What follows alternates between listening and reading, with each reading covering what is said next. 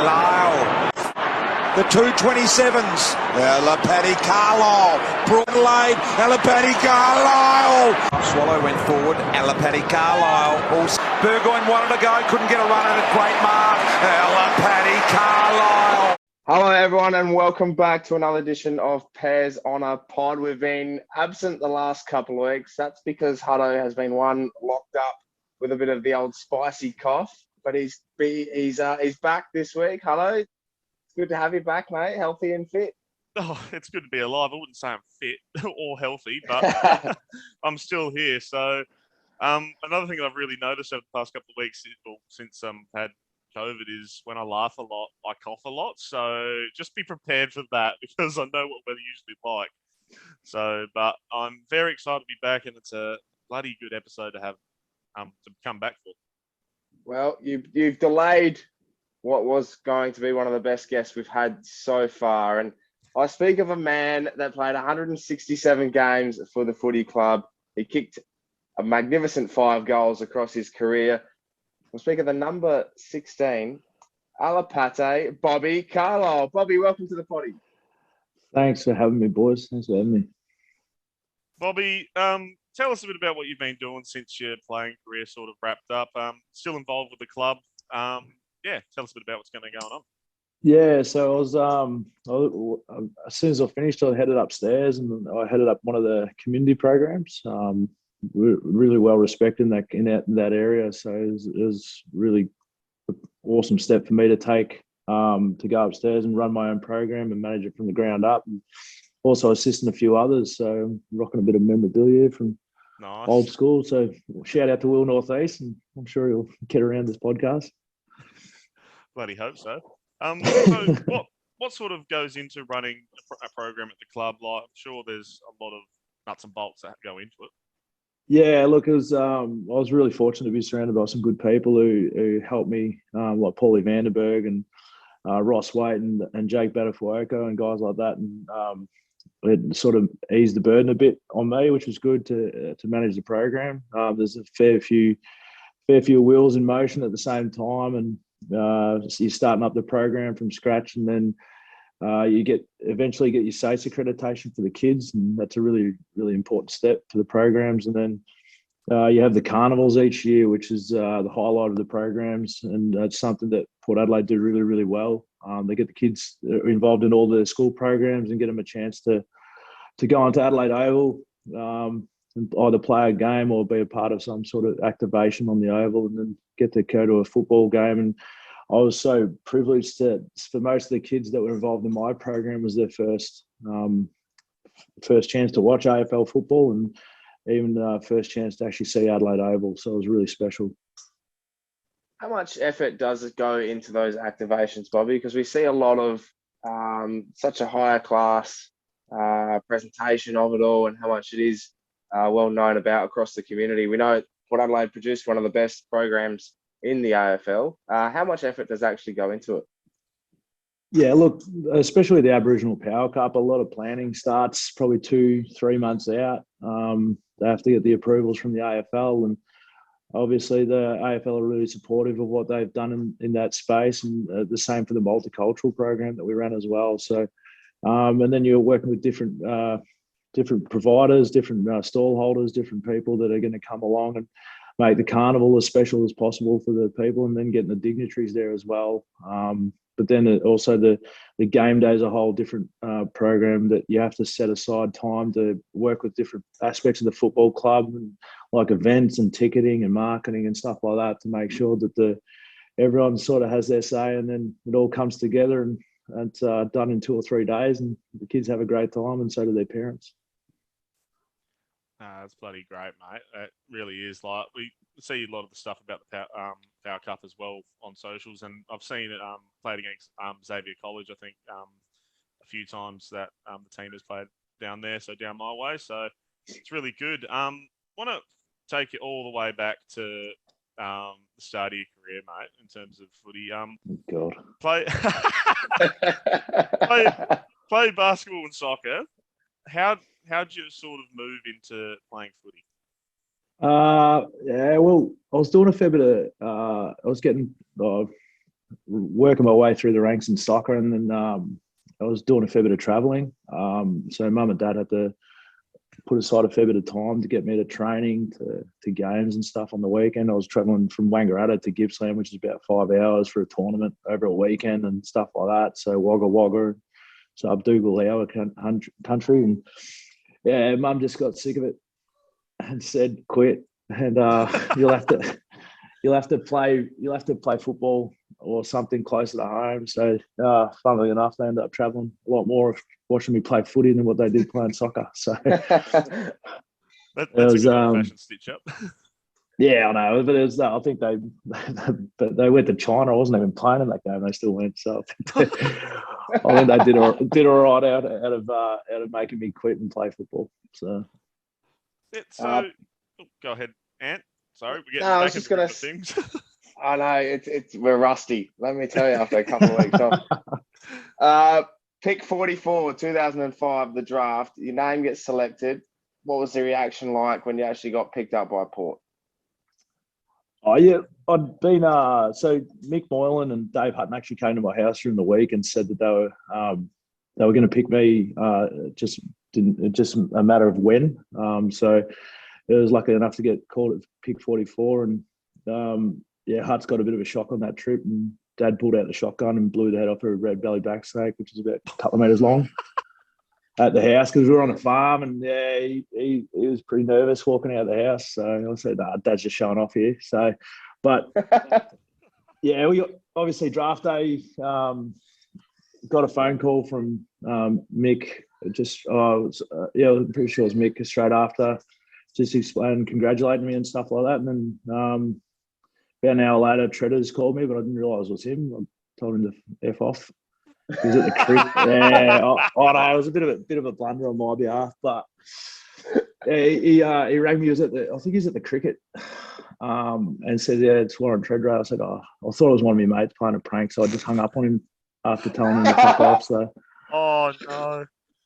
And then went out and had a few beers that night, as you do, celebrate, and then had to fly out on the Wednesday straight to training. Pretty much, I was actually at Troy Chaplin's house for a week, moving in. So one of the fan favourites, I'm sure. So yeah, I had to live with him for a few weeks just to get to know everyone, and rocked up to train, and Treaders grabbed me and said, "Mate, don't tell me to F off ever again." So I was like, nah, they were all pretty good about it, and all the boys had a bit of a chuckle. So it was a good way to break the ice.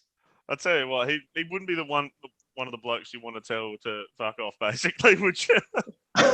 Nah, well, I didn't. Yeah, during training, things got heated a few times, which is good. But obviously, he was unreal to learn off and play on and train with, because he was so difficult to stand. And I'd probably think that most people that actually did play on him would say that as well. So yeah, no, for sure. And so you said you lived with Chappie for a few weeks.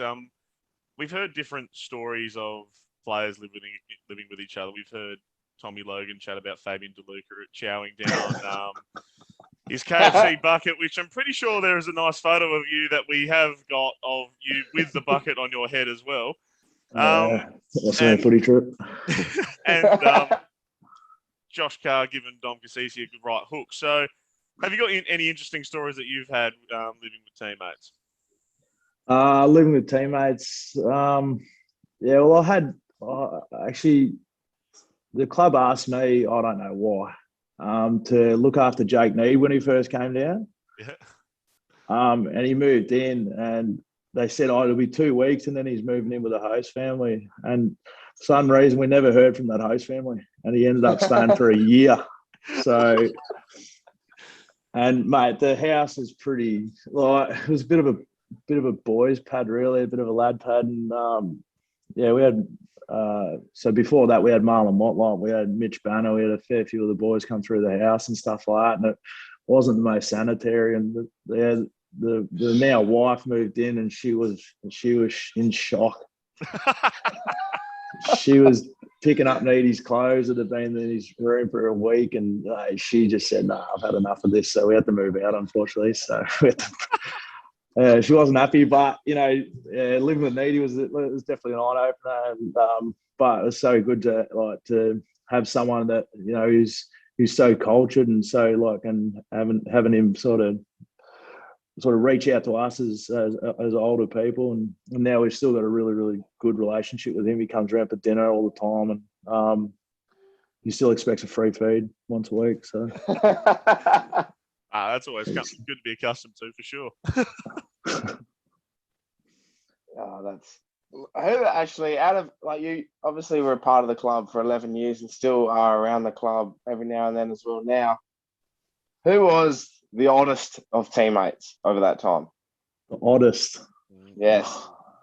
Jeez.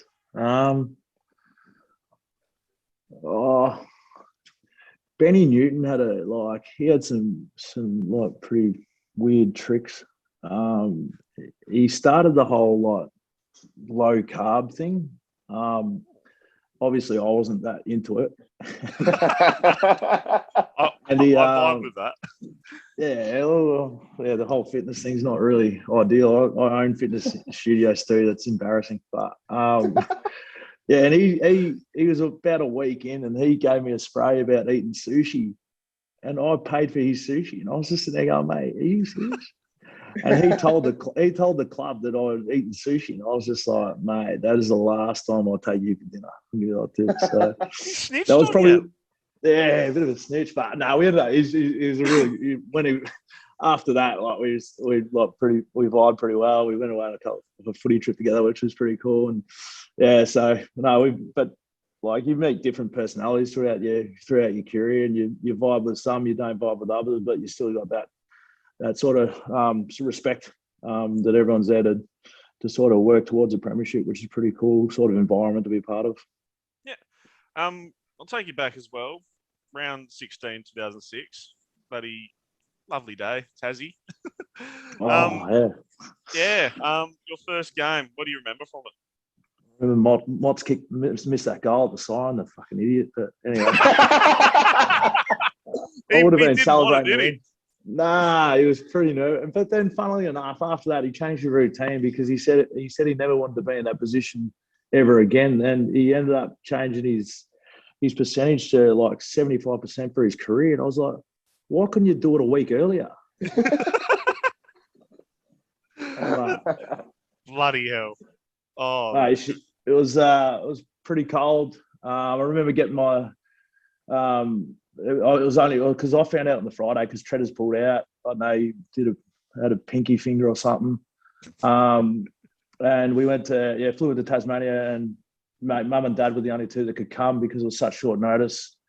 And it was, I just remember running out. I was absolutely gassed by quarter time. And I'm pretty sure I didn't get on a whole lot after that either, because I only played about probably 30% of the game, which back then was normal, but now would be like, he must have got injured. But I was fresh as a daisy, and I got dropped that week after. Obviously, didn't have much of an impact. I had 5 touches, I reckon, so it wasn't nothing to crow about. But didn't come back till next year. Geez, that's a bit rough. And then second game, I'm pretty sure you're wearing the bars, aren't you?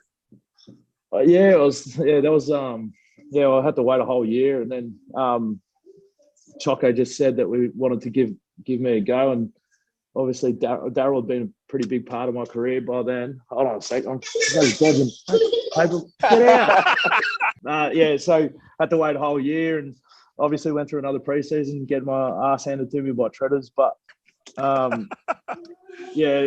the Daryl, obviously, he was a big part of the team back in that would have been 2007. And Daryl was doing absolutely nothing wrong, but Choco just said we need to give this guy a go. So I was so happy that I got to go, but obviously sad for Daryl. But then he ended up coming back and playing I played a finals game because he was injured, and then he come back in and he went through to the 2007 grand final, and that was his final game. So unfortunately, but you got to avoid it, mate. That's a good result, though. Yeah, I got a finals game in, and I remember playing. It was West Coast at Amy Stadium, and Kane Corns said, "Just run with Cuzzy for a second." And mate, it was 30 seconds I'll never forget because he just sprinted the whole time. And I just thought, I've got to go back and play on Andrew Hunter or something like that after this. And he moves a bit too. And I was just sitting there, I was shattered. I was like about ready to quit at half time because I was thinking, geez, this has to end soon because I won't be able to make it through. So tough games. Kano stitched you up good. Oh, he patted me on the back and said, all right, back to your man now. He didn't even say thanks. Real ungrateful. Yeah, real rude too. Then 08, you made your breakthrough and played the whole season. Took you bloody until last round to get your Rising Star nominations. Well, a bit stiff.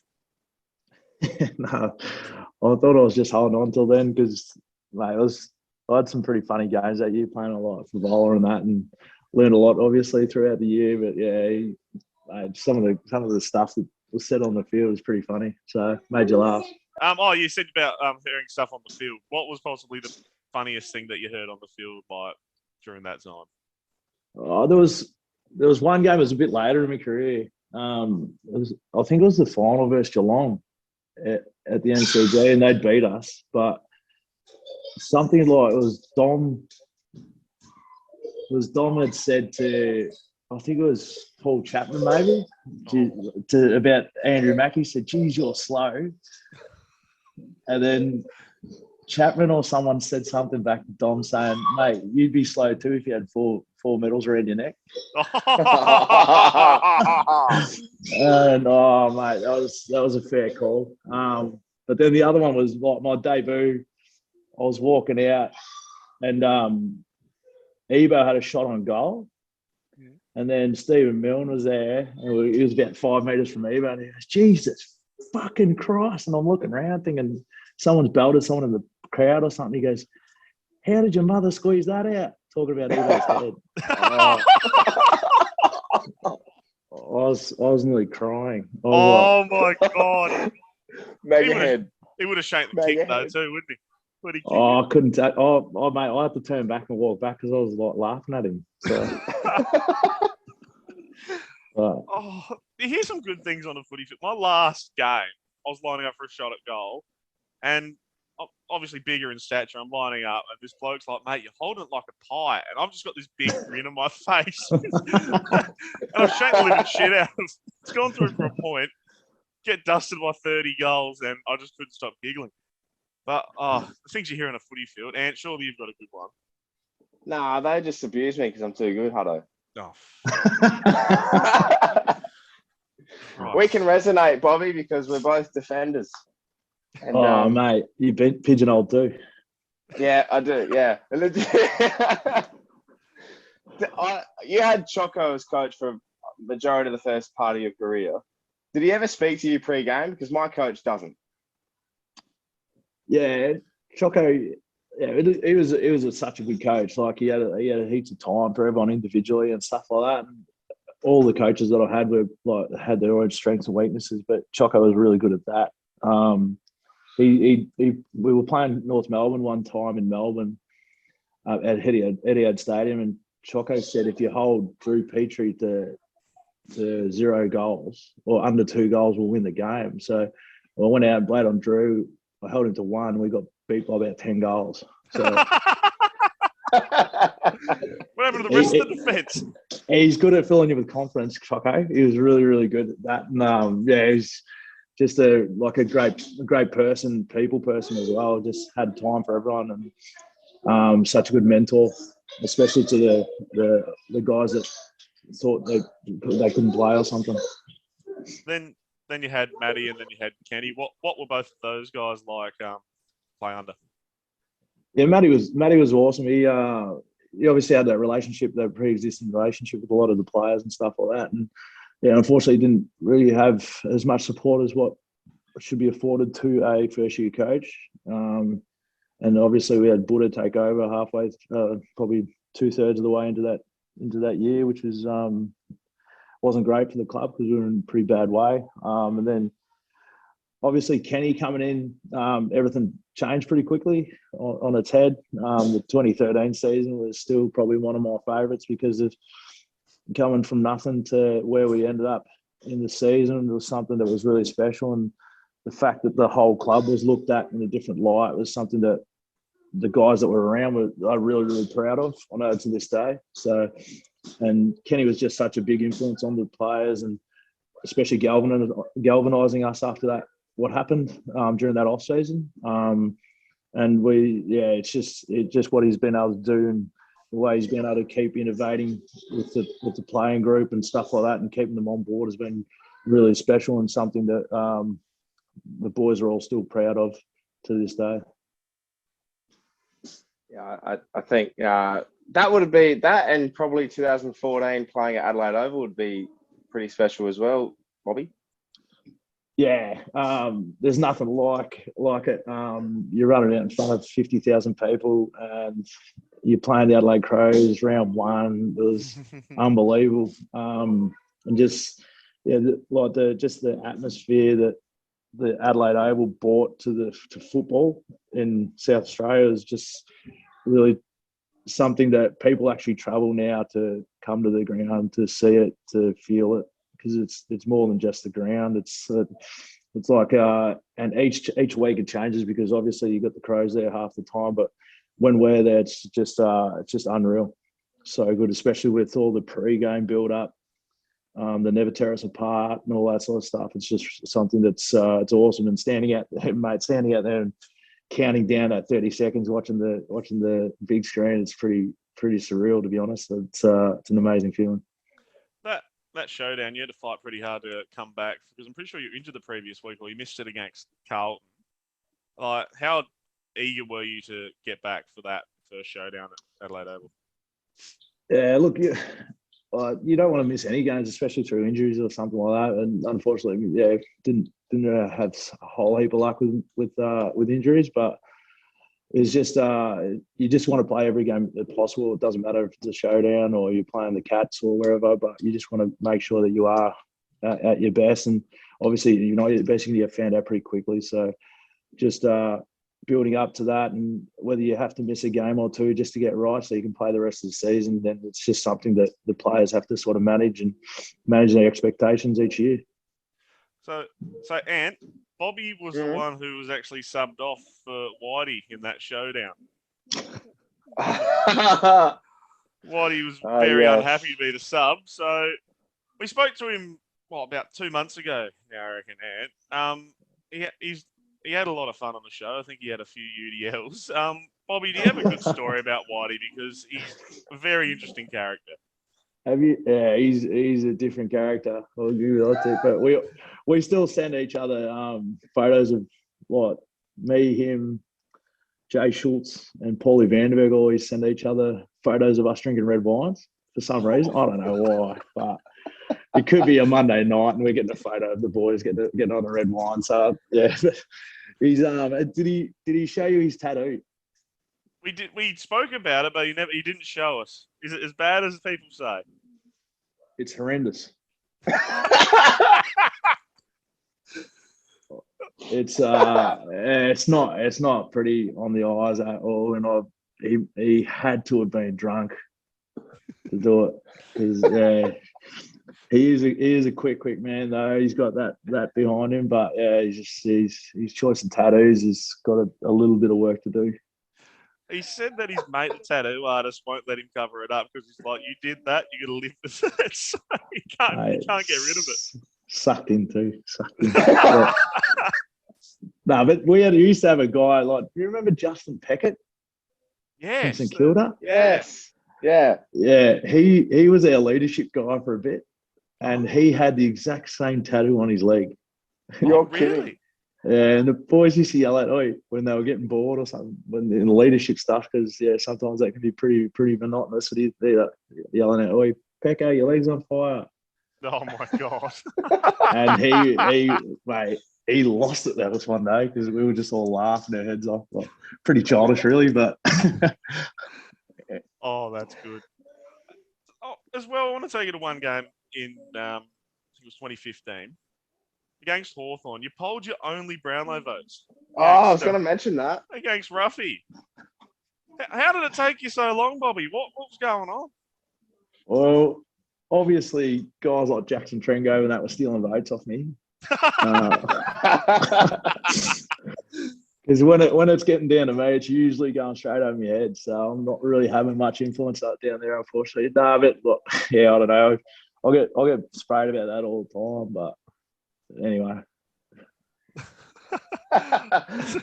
3 votes as a backman, though, is worth 12, if you're absolutely honest. So I think full credit to you, Bobby. But you're playing on Ruffy that night. Who was, over your career, the toughest forward you played on? Oh, look, there's a fair few, to be honest. Like, you got Pavlich, Jonathan Brown. Like, he's just like a beast, like so tough, and his athleticism for a guy that size is unbelievable. But then you got like Buddy Franklin as well, stands out heaps. Josh Kennedy even and Jared Ruffhead. They're all, like Josh Kennedy and Ruffhead. The way their sideways movement was elite. Like you struggled to get a body on them. And I was always trying to fight instead of trying to run with them, because obviously genetics plays a big part in my footballing career, and which isn't great. But yeah, just trying to put a body on those two was almost impossible, because they got such good agility for big guys. Like, and Ruffy was 106, 107 kilos some days, and yeah, just his ability to get away from a hold or as a backman, you boys would know, being fellow backmen. But yeah, I do admit we don't get much love down there, boys. No, we don't. And if there's any kids out there, try get higher up the ground, halfback flank. Don't really man up, so it's easier. I'll put my hand up. I was a ruckman centre half forward, and I don't know how. It was good fun. How? You're like 4 feet. Oh yeah, right. Just because you're. Yeah. Well, come on. We'll twist the question on its head, Bobby. Who was the easiest to defend? Oh God, I remember. I reckon I played on Eddie Betts for about 2 or 3 minutes, and it was easy for me because I just lifted him up. And he goes, bro, you can't do that. And I was just laughing because I know him pretty well off the field, and his wife actually is from my hometown back in Wangaratta. Oh, yeah. So it was pretty funny. Like, we were just talking, but the guy that was pretty easy was Dustin Martin. So that game that we were up in at that final, at that home final, the whole time he just leant against the post and didn't move. So I thought, well, how easy is this? I was thinking, Jesus. So he spent probably, I don't know, five or so minutes just leaning on the post. But yeah, mate, there's not many easy opponents at that level, unfortunately. I keep going easiest opponents. He's gone Dusty Martin and Eddie Betts. That elimination final still remains one of my favourite games. Bobby, were you getting bored that first quarter? Like, it was just all down the other end, and all the other blokes were getting all the attention. I was just thinking that they will come, and they were a pretty good team. They were young back then still, and a lot of their superstars hadn't had many games under their belt, so they could have done anything. But fortunately, we just held up. I mean, we kicked 10 goals straight in that first quarter. And we'd done that in the past too, because we did that to Brisbane up there, and they ended up beating us. And mate, I was just thinking, game? Jesus, please don't happen, But yeah, we ended up getting away with it. So it ended up being a good night. That's like peak Port fan mentality, Ant, that Bobby's resorted to thinking about a game that happened 5 years earlier that it might happen again. I remember that game as well. I think Treaders kicked 4 in that first quarter too, and it was like, we're home and hosed, and we ended up kicking 2 goals after that. Yeah, mate, this is how bad Brisbane were going. I'd jag on.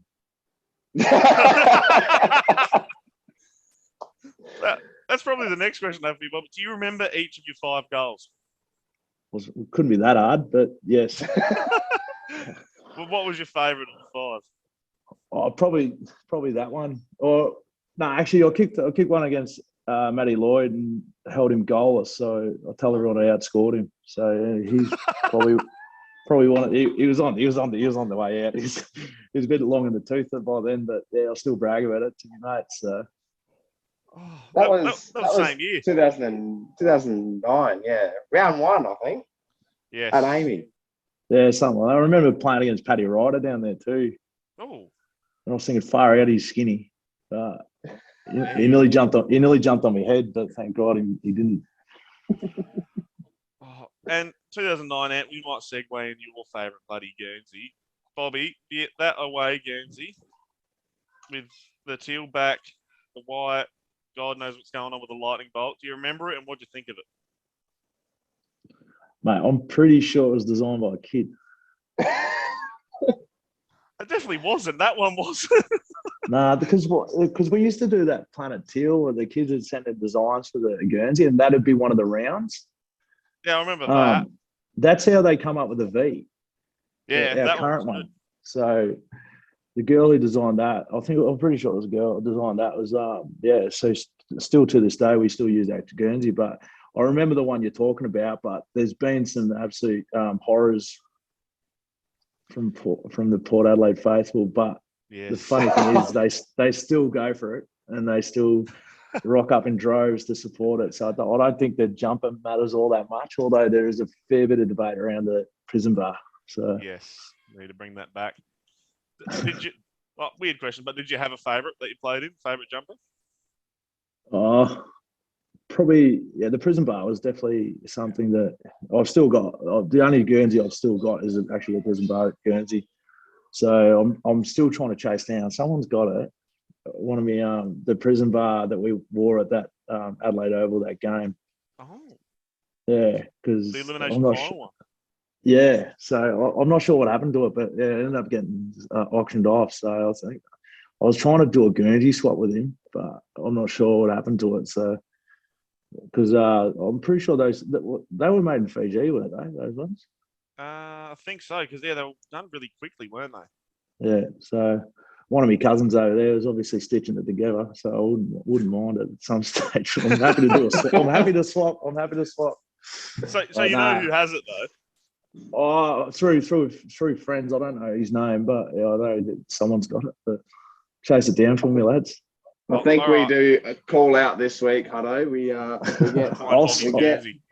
We get Bobby's prison bar Guernsey back. I can swap them. They can have my other one, this one here. But I've got a few other things up my sleeve. I can pull the trigger on to get that Guernsey across the line if they need. Sounds good. I think it's a good segue, Ant, into our Dear Merch segment.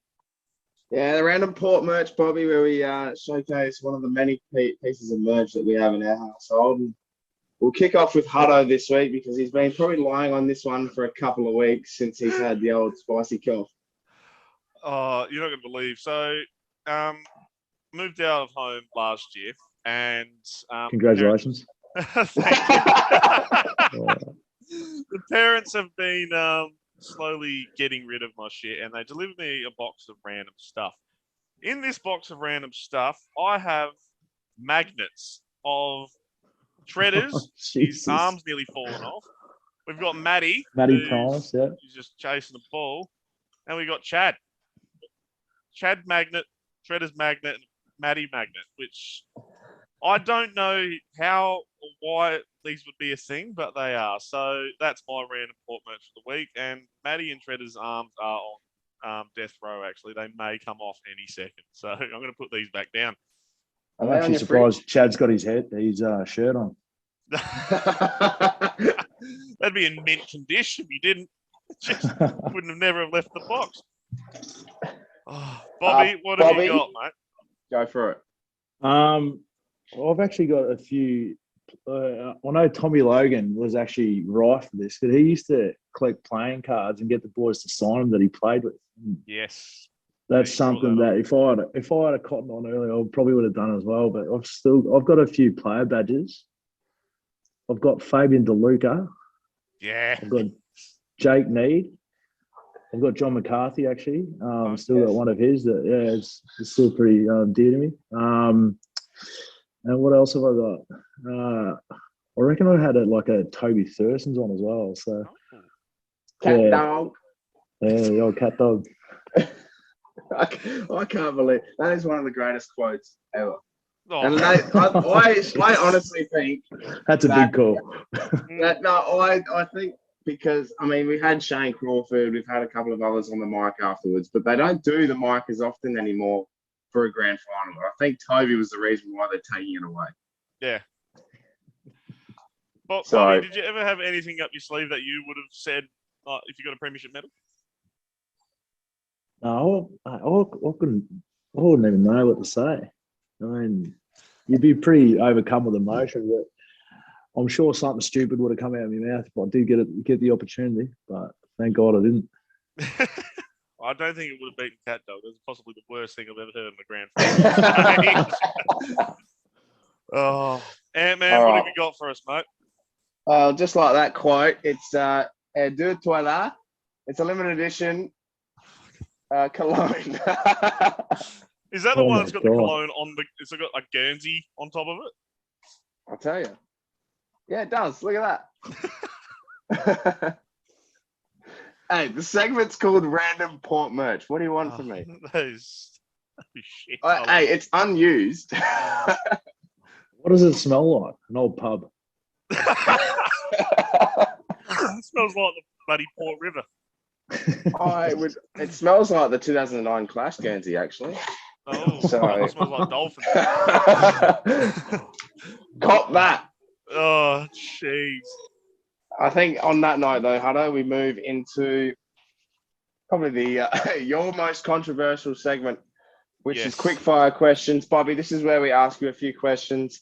No need for an explanation. It's just your favourite stuff. So we'll start with simply your favourite TV show. At the moment, Designated Survivor. Ooh, Easy I like watch. that. Just you don't have to think. Easy. You know. I like that. What even is that? I've never even heard of it. Have I been it's- living under a rock? It's an American one about the president. He's the designated survivor and survives some terrorist thing that they blow up Capitol building and everyone dies by him. So, and then he's the new president. So Oh, pretty plain. sounds Michael Put that on the Bay-esque. list. Yeah, I'll put that on No, the long list. I probably wouldn't bother watching it, boys, but just because it's easy. A bit opposite of what Dav said. He's just like, I have to watch Ozark, which I still haven't. Sorry, Dav. And Bobby's just like, don't even bother. Favorite show, didn't even bother. Oh. Bobby, your go-to karaoke song. Oh, I'm not sure many people would know this, but Joshua Caddison, "Beautiful in My Eyes." Have you heard it? No. No, I didn't think so. But it's got a real deep sort of tone to it. It's like because my voice can't go too upper clefs. So Not to take on me. or by some a half. Hootie and the Blowfish song, maybe. Let Her Cry, maybe. I don't know. I think we We'll pay it. might get have you to no do idea, a but we'll transition. pay it. Bobby, your favorite Simpsons character? Homer. All right. Yeah, great.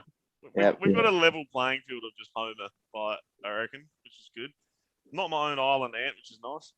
Thank God for that. For your sake, I couldn't know. care about anything else. But anyway, Bobby, favorite potato chip?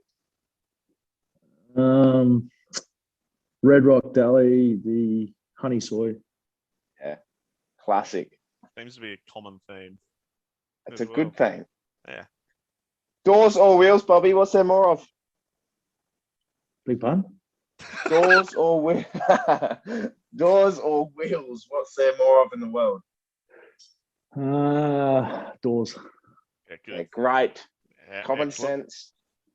I will save this question a bit more, Huddo, but I want to ask you, Bobby, do you eat Maxi Bonds? Yes. What end do you eat from?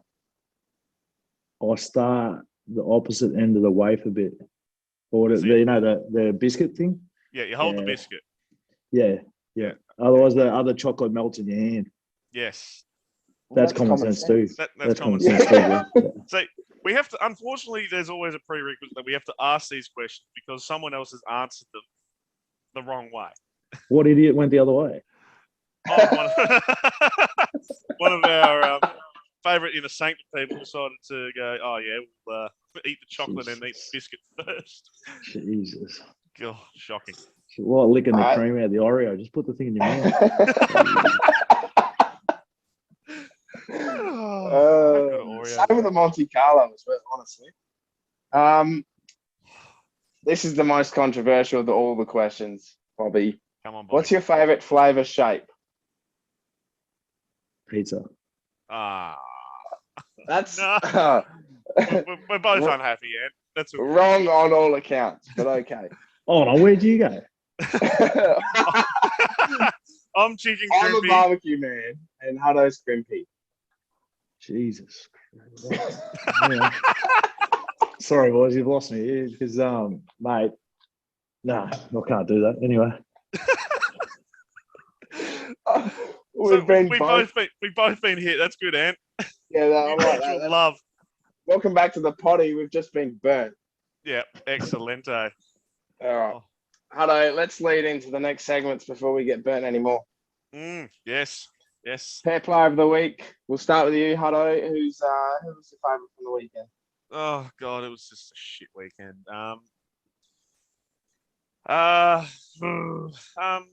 You know what? I'm going because the Maggies won. Oh, because I'm going to cheat the system. Charlie Dixon, he's back in form, kicking bags. He's looking good. So Charlie Dixon's my pair player of the week. And because I went to Thompson, it was a beautiful day as well. My pair player of the week was Xavier Dersma, number 7 in a game to represent number 7. So I thought that was quite beautiful. So I'm not even going to talk about the Geelong game. But Bobby, did you have someone from Power game? To be fair, I missed it. Oh, you didn't miss much. You didn't miss much. I was trying to keep up online, but mate, I think me and Anthony must be same Wi-Fi. So yeah, unfortunately I missed it, but the Maggies game was a bit better, I reckon. But a few better shows there. We'll just give it all around to the Maggies then. Yeah, I'll rate that. Go the Maggies. Yeah, the twos did the job that the ones couldn't do. There you go. Sunday was but to be fair, the Geelong road trip's pretty tough. It's pretty tough. It's cold down there. Not even the Geelong players want to be there. It is horrible. It's just a freezing. Yeah. It's just an igloo. Yeah, no wonder Bokey left and didn't want to go back. Honestly. Another stay in Adelaide. My man, Trav. Oh, no, I'm not going to make it. Yeah, not one. We'll do that next week. Huddo, let's go to obscure Port Adelaide players. There's a few that we've probably gone through, and I think this week might. I've got one that's going to top the cake, I reckon. But Bobby, I reckon you kick this off. Obscure. Okay. Adam Thompson. Yes. Is he obscure? I rate it. Oh yeah, absolutely. Who had a story about Adam Thompson? Was it Walshy? Someone had it. Walshy or someone had an obscure Port player that was. Well, you didn't say it was obscure, but we had a story about Adam Thompson. I think he came around just before you, Bobby, or just after, around your time. I can't remember. But yeah, Huddo, what was yours? So he was drafted by Port Adelaide, then went up to the Gold Coast, and then came back. So played 69 games for Port Adelaide. Nice. Nathan Cracker. Ooh. All right, that. Yes. So that's my obscure player. I still remember watching his debut. I'm pretty sure it was that Fremantle game round 1, where we went to Perth and won. Very nice. 2007. Yes. Brendan Lade's bomb from 75. Yeah, I'm pretty sure that features on one of your pair videos, doesn't it? Talk about his torp in depth. I'm just an in-depth kind of guy, Huddo.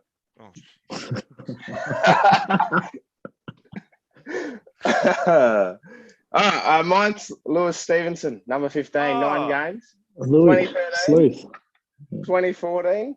He was part of the revival crew that came along at in the off season and played his part. Bobby, Campbell Heath. Yeah, they both played really well. I thought Louis is actually up in Sydney now.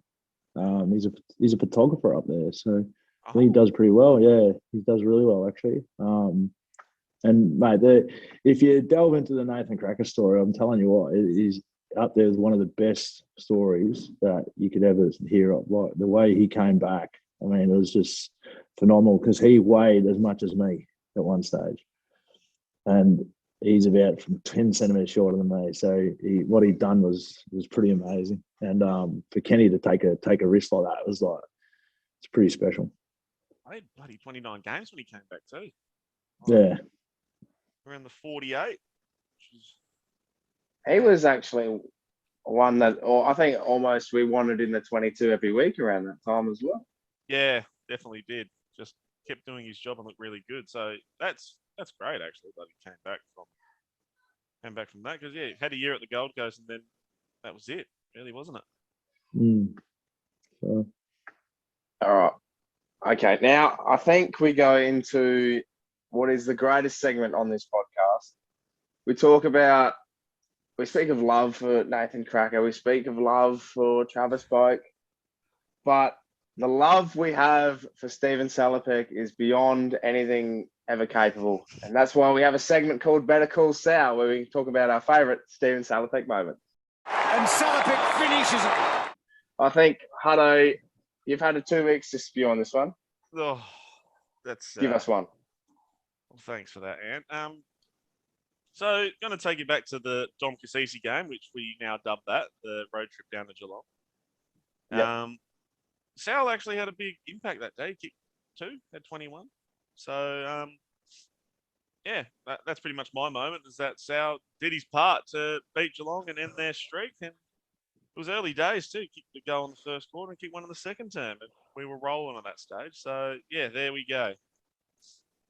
Very nice, Huddo. That was very good. You had 2 weeks to think of something. You came up with that. Lovely. Bobby. It's all about Bobby's story, though. Bobby's going to have something outrageous. I'm sure you've got a couple of Steven Salopek moments to share with us. Probably the one that stands out in my mind was when a surge got him almost killed by Bo Waters in the middle of Amy Stadium. Oh. Surge was renowned. Like, it was like a weekly thing with this bloke that he'd give a hospital ball. And he's handballed it over the top of Salopek running through. He was just about to leave the defensive 50. And Serge said nothing. Just left him, hung him out to dry. And then Bo Waters, who's pretty tough, I'd say, boys, but he's absolutely just murdered him in the middle of Amy Stadium. And he was like, he turned over. I feel sick to this day about this, but he was like a cockroach on his back. And he's like that. His eyes were back in his skull. I thought he was going to wake up for a week, but lucky he came to, and like they had to get him off the field somehow. I can't remember how they got him off because I was still just looking at Serge, like thinking, he's done it again. He's done it again. How many times did Serge do it? He's like just put someone in the way of getting steamrolled. Yeah, I think everyone else after that point, anything over the shoulder from they just let it go, let the opposition grab it from Serge. So yeah, that wasn't pretty. That was actually it's pretty tough. Sal got up, to his credit, and ended up playing the next week, I reckon, because concussion wasn't that big an issue back then. Bloody hell, tough as nails as well, Sal. Yeah, that's why we admire him. Like, I'm glad we have this segment because we got to appreciate his moments. And mine is his last ever goal, which was against Melbourne and Adelaide Oval. You're gonna wheel this out again. You've wheeled this out before. Have I? Yeah. You've given me. I've had 2 weeks. 2 weeks. Mate. You want it? Yeah. Well, actually, no. I think his last touch in his career as well was a kick to Matty Lobe to win that game. So if you want to throw that in, maybe just his game in general. His one and only game at the Adelaide Oval. There you go. That's fine. Why don't you just keep picking bits out of that game, mate? Bloody hell. I love that game so much. It was a beautiful. Did you play that game, Bobby? Was that when we played Melbourne? Yeah. Yeah. The third win of the year. I was thinking the last game before Adelaide Oval got redone. Yeah, that one. Is that the one? Is that the one you're talking about? Yeah, they had the one stand done. Yeah, I played that game. So and yeah, it was a good game to be a part of. Obviously, it was the last time that Adelaide Oval looked like that, and then I actually only just realised we won because I thought we drew. No, that was a Richmond game. Richmond the year after. Okay. Yep. Touche. We're on the same page. Oh. Bobby, Yeah, as that much was a as good I game. love the fact that you accepted the invitation to come on. Did you like our subtle wink, wink, nudge, nudge with our Alipate Carlile highlights plans post that we did a few weeks ago? Just go on your YouTube highlights. That's what we've got on tonight. Oh well, that would have been pretty quick. Minute 37. Could have made a TikTok out of that, I reckon. That's what I wanted to ask, Bobby. Before we go, TikTok. I follow you on TikTok. You and your wife, you do some great TikToks. What's the trend, mate? What have you been doing? Should we follow? Is it worth doing? I've seen it. It pops up in my feed. To be fair, it was a real hit during COVID because obviously everyone was pretty bored. So we started it mainly to give because the very first one I'd done was like copying this dude he's actually a pretty good dancer, and he'd be probably 5'2" and about 140 kilos, this fella. So I just copied his dance and sent it out to a few people to get a bit of a laugh back because when I was at the footy club, that was my main gig, was to get people have a bit of fun, because it's got to be fun, otherwise it's not worth doing. So that was the reason for starting, and then we sort of got into it during COVID, during lockdowns and stuff. But yeah, the missus she had to stop because she got busy with uni. Priorities. The nerve. Anyway, Bobby loved throwing it back. Hello. Oh, really? I reckon my son's got it now because he was out in the footy field the other day and he starts twerking. I'm just like, oh, yeah. Gee whiz. It's genetic. So you were the head of fun while at the footy club, Bobby? Nah, I wouldn't say I was ahead of it, but the community team had a fair bit to do with running around and making people laugh and doing, just dancing around the club and stuff like that. Yeah, it was pretty fun, sort of atmosphere to be a part of still, which was good. It's good, mate. Absolutely. Thank you so much for coming on, mate. It's been an absolute pleasure, and it's been a joy to watch your career as well over the years, especially the 5 goals. We've absolutely loved them. Yeah, that would have been in the whole minute out of my highlight reel, I reckon. I don't even know if the goals are in there. It was just you steaming through the middle of one of them, which against the Giants, just powering through. So, thanks heaps, boys. Thanks heaps for the chat, and hopefully catch up with you for a beer at some stage soon. Done deal. Yeah, Absolute. We're locked in for that. You'll be there. Huddo will be there too because he'll actually commit this time, unlike getting COVID. Hey. Gee whiz. Oh, thanks, Bobby, and thank you everyone for listening to this edition of Pears on a Pod. We'll see you next time for another special episode.